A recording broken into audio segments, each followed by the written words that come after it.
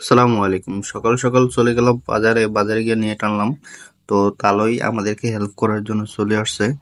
তো উনি কিছুক্ষণ কাজ করার পরে বাড়ি থেকে কল আসলো, তো বাড়িতে চলে গেছে।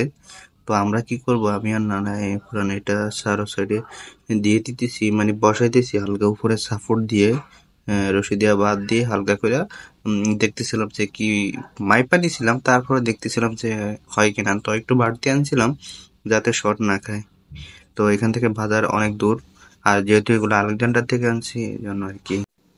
এটাতে আমরা হয়তো হাঁস পালবো আর কি, বা মোরগও পালা যাবে, ওরকম সিস্টেম করে বানাইতেছি আর কি। তো আমাদের কাজ, নেটের কাজ প্রায় শেষ পর্যায়ে। তো এখনো যে কাজগুলো আছে ওগুলো শেষ করতে হবে। তো আজকে সম্পূর্ণ কাজ হবে না, পরেও কাজ করা লাগবে। তো যতটুকু সম্ভব কাজ করা, অতটুকু সম্ভব কাজ করতেছি আজকে। আর হচ্ছে কি, গরুর জন্য তো খাবার টাবার ব্যবস্থা করা লাগবে।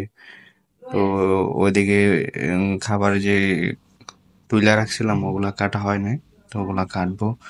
তো গরুকে দেব। তো মানে অনেক কাজের ক্ষেত্রে আবার মাঝে কাজটা চালু করে দিছিলাম যাতে আস্তে আস্তে আর কি বড় হবো আর কি। চেষ্টা করতেছি বড় হওয়ার।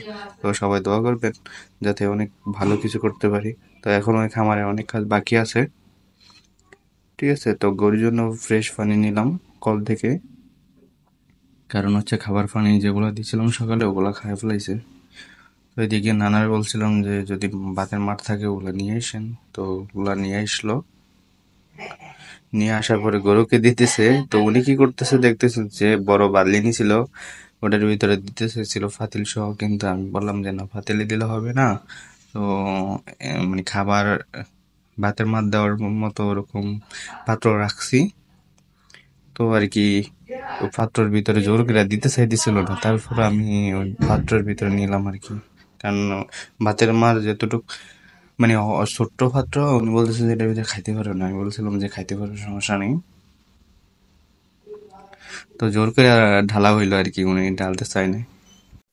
তো ভাতের মারের সাথে হচ্ছে আপনার বসে দেওয়া লাগে, না হলে খায় না। তো এদিক দিয়ে নানা কি করছে, গরুরে বসে আপনার ঘাস কাইটা দিয়ে দিছিল, তো মশলা দিলে খাইতেছে এই আর কি। তো সবাই আমাদের জন্য দোয়া করবেন যাতে আরো সামনে আরো অনেক কিছু করতে পারি। তো আর সবাই সাবস্ক্রাইব করে পাশে থাকবেন অবশ্যই। আসসালামু আলাইকুম।